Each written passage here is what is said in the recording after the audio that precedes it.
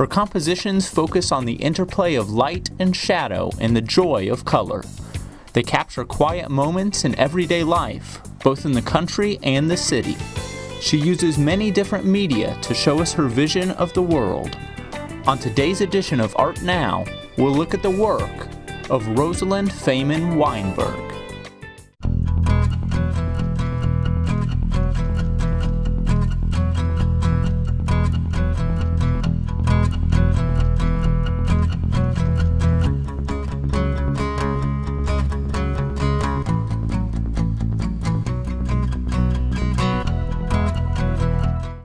Hi, welcome to Art Now, a program where we talk to artists whose work is part of our community. I'm Pat Samman, and I'll be your host. Our guest today is Rosalind Faiman Weinberg. She is both a scientist and an artist. She has a PhD in structural chemistry from the University of Bradford in Great Britain, and she has worked as a chemical spectroscopist. She also is an Illinois artisan, is listed in the Illinois Arts Council Registry, and is the secretary of the Craft League of Champaign-Urbana. She exhibits her work under the name of Dragonfly Press. Thanks for being here today, Rosalind. Hi. Now, I know you've been taking art classes since you were a teenager, but when did you first get interested in creating art? Yes, I looked at this question and I thought, this is really interesting. I would say, to be honest, and it's very corny, but at the age of 3. It was a situation where my family, extended family, were moving out of a summer apartment, and there was no furniture left, and it was the very last day, and there was my 6-year-old brother and I, and there was a table and 2 chairs, a glass of water, some orange paint and 1 paintbrush, and 2 pieces of paper. And I was looking at what my brother was doing, and he said, well, there's only 1 paintbrush, but you know what? I'm going to put some paint on some paper for you, and you can use your fingers. And I thought that was so neat. And unlike most other children and toddlers, I didn't stop. Right, very good.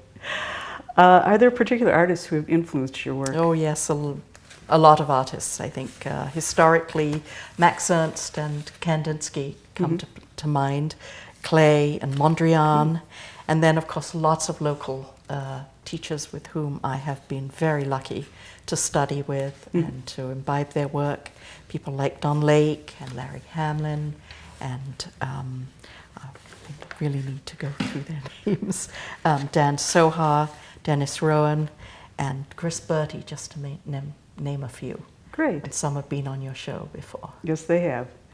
Now, I know you've also traveled widely during your career. Which countries have you lived in? Well, was born and bred in England, UK, of course, and I lived in Israel for at least 7 months, and have been visiting that country on and off for 50 years. I've lived in France and Sweden because of my chemistry, and so I think that all of that has sort of come out in my landscape work. Now, you've worked in many different media, and we're going to look at several different examples. Watercolors, pastels, pencils, oils, and even prints and fiber. Do you think that your desire to explore those media is kind of part of your background as a scientist? I think so. I hope so. But in addition, I really started professionally as an artist in my 40s, my early 40s. And rather than doing that in your 20s, earlier, I felt I needed to explore everything. There was so much I discovered I needed to say, and I needed to find out who I was as an artist. I can remember some of my teachers saying, stick to one thing. And then I began to read about all the famous artists, and they never stuck to one thing. Right.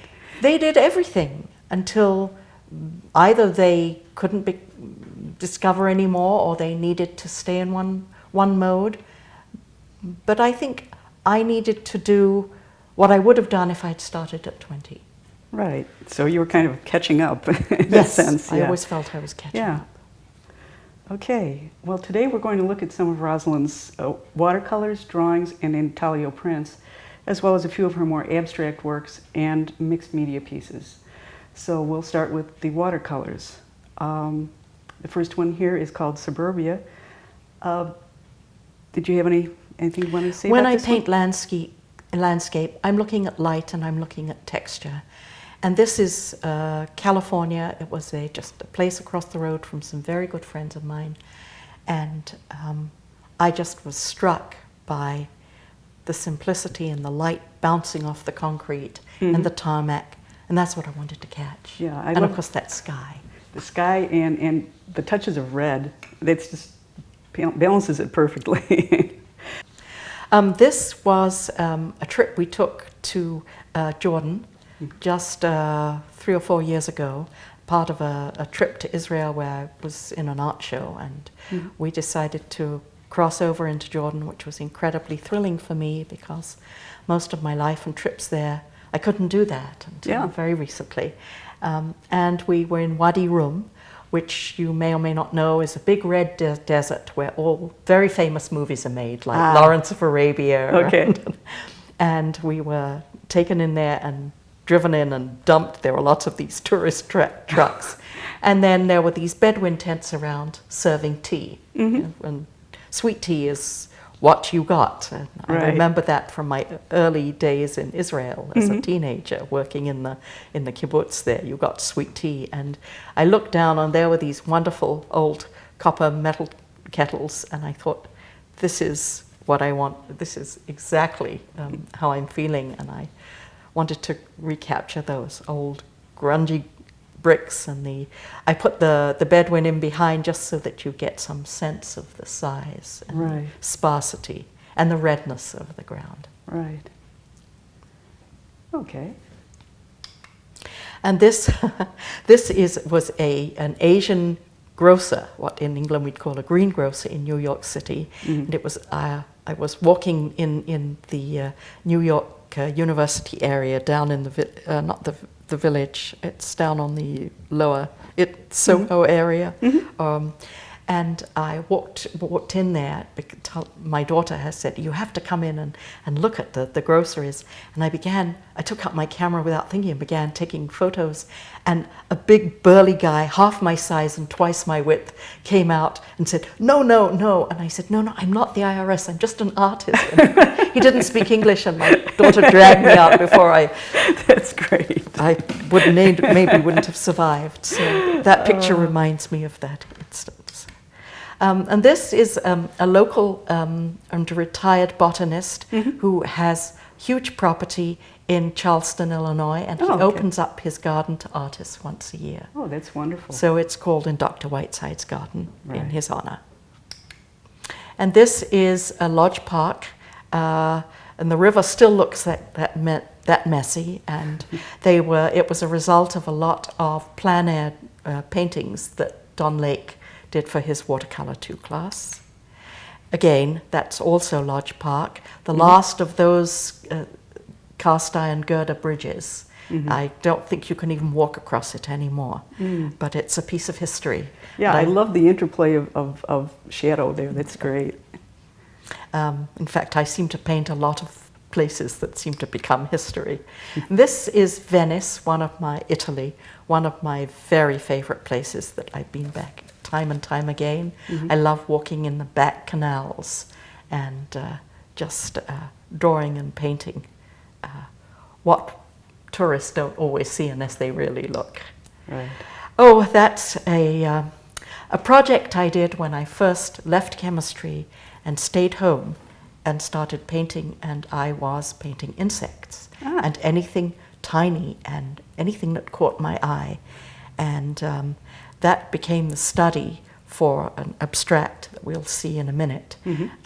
And insects are very, very popular, it turns out. All my insect paintings I no longer have, but that one I still do. And that is a female cicada killer who was left on the sidewalk after she'd obviously dragged the cicada back to her nest for babies to feed on all winter, and she had done her job, and so she was there. And that is the set of 5 paintings that I did as a result of that abstract. That was shown this year at the Boneyard Festival in a local bar in Lincoln Square. And I think it looks actually terrific there. Oh, yeah. I like it very So much. you can see the compound eyes of the head and the thorax and the abdomen abstracted, and the wings I just wanted to leave as they were natural. So. Okay, next we'll be looking at your drawings. Just wondered if your drawings are done on site or whether you use photos. Both. Okay. You know, plein air really isn't what it's cracked up to be. It's a wonderful romantic idea that we have of artists setting up with their canvas, sitting outside. Right. And it's wonderful to do that, but the weather is really cooperative. Even the French Impressionists will have told you that, these huge campaigns where they took their household with them. But we have these wonderful aids of cameras and computers and all sorts of things. So this is really a composite of lots of drawings and ideas and photographs. And if you look very carefully in the front at the van, this was drawn very soon after 9/11. And you can see everything going on in the van. And the driver is actually a Saudi woman, which was unheard of 10 years ago. But I've just heard today on the news that because of all the rioting and unrest there, one of the first things they're trying to do to alleviate it is allow Saudi women to drive. So this was a drawing of hope. And although it was slightly patriotic, so that the parking ticket has the American flag on, right.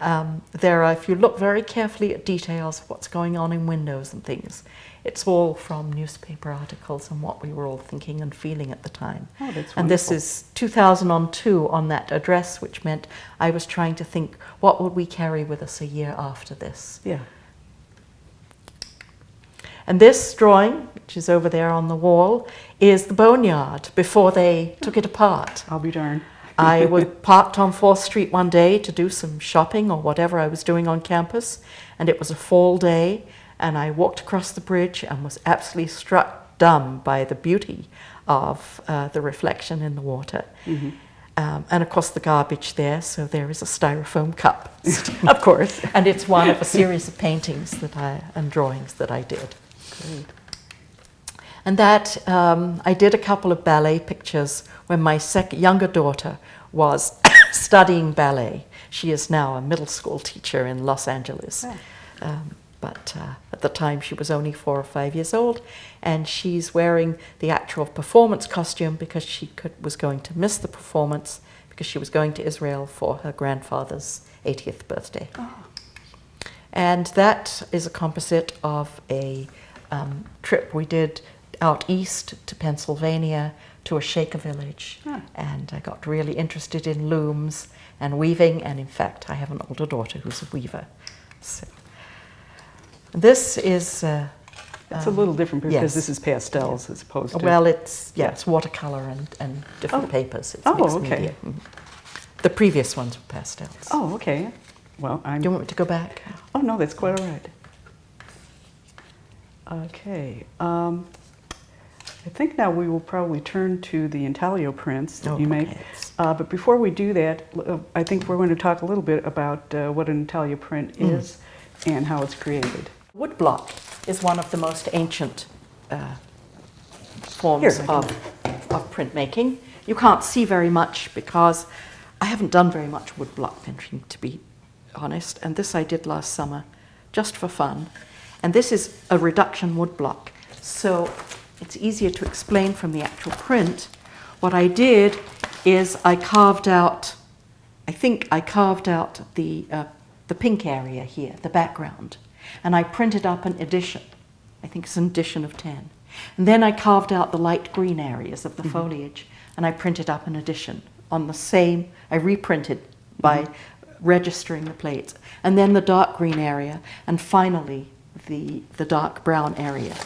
So you can't ever use this again because this is the result of the final printing. And woodblock printing, of course, goes back centuries. In fact, I became really interested in printmaking, I think, back 30 years ago when I was accidentally at the Urbana Free Library, and I picked up a book on ukiyo-e, which is the Japanese floating world, and these were all woodblock prints. And I realized I wasn't just looking at the beauty, I was trying to figure out how they actually carved the blocks. And this was a history of the blocks, and in the back they had the whole printmaking process. And I thought, this is just fascinating. If I ever have time to be an artist, I have to think about that. And I shelved that idea somewhere in the back of my mind. And 10, 15 years later, I was taking some drawing classes at Parkland, and someone mentioned printmaking at the university. And so I went to Dennis Rowan's studio, and I showed him my drawings, and I said, do you have room for someone who could just work in your studio? And he said, well, you'd have to enroll. So I want to tell you about a copper plate. This is a sheet of copper, okay, plain sheet of copper. You bite into it either by using some kind of instrument that digs a hole in there, and you can see, I don't know if you can see that from here, but if this is the plain surface of the copper plate, if you use a stylus, what you do is you dig holes in it. Okay. If you use acid, you can actually get deeper holes, and the holes will last longer. And if you spray it and then use acid, you can get something called an aquatint, where the holes are very close together and you get this lovely black velvety look. And so the actual plate ended up with lots of different processes here. And when you print it up under the press, the very black areas are the aquatint. And this is the stonework I got from by doing something in between the intaglio, the actual line print and the aquatint. You use oils and then you spray the aquatint over it. Okay. It's a nice process, and I've used it in several things. And this, of course, is a press. It's a very old Charles Brandt etching press. Probably goes back to the 30s. Oh, wow. But the person who owned it, one of the original owners, has his name and 1967 written on here. And I've actually engaged it so that you can see. You put the plate down there on some paper and some soaked paper on top. You put your felts on top, and then you run the image under the press that way. And you can get several hundred pounds of pressure that way. This used to have a huge wheel, as they did in the 1600s. And the previous owner, who was Larry Hamlin, took it out and put in an oiled box because it's easier to use. Before Larry Hamlin, I think this press was at the Art Institute in San Francisco, and before that in New York. So so it has has a history. It indeed has a history. It's wonderful. Now, copper plate is about 300, 400 years old. I think, goodness, I'll think of his name in a minute. Not Van Dyck, but Rembrandt was one of the first etchers. And then when the Industrial Revolution occurred around 1799, then lithographic stone became the way of the more abundant way of producing images. So lithography is a process that really mirrors the Industrial Revolution in England. And now, in the last 30 years, we have metal plate which is impregnated with a light-sensitive plastic, and they can produce images such as this. So you can produce intaglio and lithographic and relief printing, all from doing solar plate. And one of the other advantages is that you don't have to use chemicals, you don't have to use inorganic acids to bite the plate, or organic hydrocarbons in order to protect the plate and do all the development, though you can do it in this studio because it's been built for that purpose. But solar plate only requires a few drops of water to etch it. That's wonderful, so much greener. And you can use the sun, though I also have a sun box for the winter and when we have cloudy days like this. Wonderful. Well, thank you for the explanation. You're welcome. There is the Jerusalem snow. which I also produce in a dark brown too. And this is a two-plate process of part of a monarch wing, a monarch butterfly. And so the black and white is on one plate, and the orange and ochre is on a second. And that is a one-plate process, the women's law. The fabric is put down and laid on a rosin interface so that it picks up the texture. It's called a soft grounds process. I use a lot of different processes in my... Can I ask you just how you got the idea for this one? If we can do it briefly. Yes, it's called Women's Law, and the woman who draws your attention in is actually a Bangladeshi woman who was a refugee. There was some kind of natural disaster, and there was something about her face, and I just had to include it in that image. And there are women dancers in there, and then various foliage forms, and the fabric. And I just felt this was a very feminist piece, right? Even for me. And this is a solar plate. I belong to a group that meets Monday evenings, a drawing group run by Ron Karlstrom, and she was one of the models, and I put her on one of my etchings. And that is the reduction woodcut, one of them that I did last summer. That is a solar plate sunburst that I showed you. We're going to move now to your more abstract works. I did want to ask if you thought your work in chemical spectroscopy influenced those more abstract works. And I think that might be a little more evident in the next ones. But yes, this actually, there's some mathematics in here. It's called attracting fixed point. Okay. And I'm married to a mathematician. And chaos theory, because it borders on both science and mathematics, is something that really interests me. You know it as the butterfly flying in India causes the major storms in San Francisco or whatever, but in fact it's much more complicated than that. And attracting fixed point actually shows that no matter how chaotic, things tend towards some order. So if you look very carefully at that piece, you will see a development of order there in spite of the fact that the ribbons are splaying out all over the place. And that is purely from what's going on in my head. There was nothing there to draw. Right. This comes to a series called Prairie Prayer Shawl. Very soon after I seriously started painting, I began to look, without realizing it, at the landscape around. And having grown up in Europe, where mountains and dales and valleys were so close at hand, living out here in the prairie was something really hard to come to terms with. In fact, there were many artists I knew who left because they said they just couldn't deal with the flatness. Right. And then I began to look closely at Billy Morrow Jackson's horizon paintings and field landscapes. And I began to see color and form in a way that I never really did before. And really, art is all about looking. Anybody can learn to draw and paint. But what makes you an artist is what you actually see and how you interpret. As a chemical spectroscopist, I was interested in the interaction of light with matter, both as a scientist and as an artist.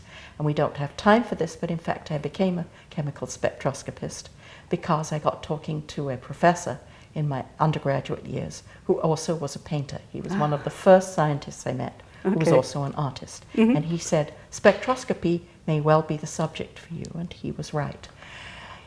The original spectra in the turn of the 20th century were done by looking through a grating at something like a sodium flame. And what these people were doing, these scientists were doing, was looking at the elements in a sodium flame. And the elements would produce these bright colored lines. The background would be black. Where you have black, there's absorption. Where you have color, you have it reflected back, rather like refraction. And on the first pieces of work I did were the 4 seasons. On the top left-hand side, you see this dark black color, the color of this wonderful rich earth. On the second you have the spring, where I saw all these bright colors, but you have this glaring white light.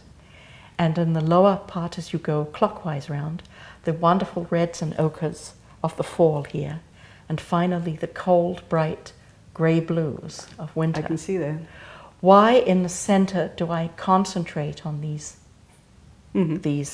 colors and so much of the detail on the outside?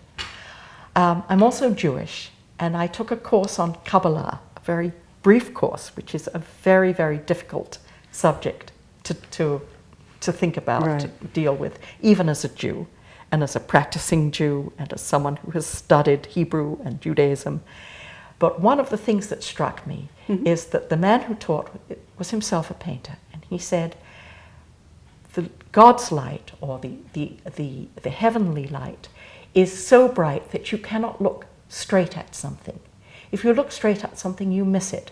But if you look, you will see the periphery. So if you concentrate on the center of these paintings, hopefully what you see on the outside will be more brilliant. That is known as burning bush. And I like to think that when Moses came across this strange phenomenon in the Sinai desert, that he too, instead of looking away or trying to find a fire extinguisher, was struck by what he could see on the periphery. Okay, very good. The rest is commentary. Yeah, we only have a few minutes left, so I would like to just show some of your mixed media pieces very quickly. I began doing embroidered pieces when I began to travel. My mother became very ill in the 90s, and I was worried about how much time I'd spend away from the studio, so I began to take portable canvases with me and use embroidery thread instead of paint. This was before 9/11, and you could do that. Then this turned into the project for Sinai Temple, where I designed their Torah covers and originally their ark doors, because I was showing my Prairie Prayer Shawl series at Springer back in the year 2000. Okay, very good. Okay, well, thanks very much for You're being very here welcome. and sharing your work with us. And I'd like to thank you for watching Art Now. Our guest has been Rosalind Faiman Weinberg, and you can see her art locally at Health and Harmony at Lincoln Square, Sanctuary at Sinai Temple in Champaign, Gallery 33 in Springfield, Illinois Artisan Galleries at Rend Lake in Chicago, and also at her website, which is rosalindweinberg.com. We hope that you have enjoyed today's show, and we also hope it will inspire you to explore the local art scene and to make your own art now.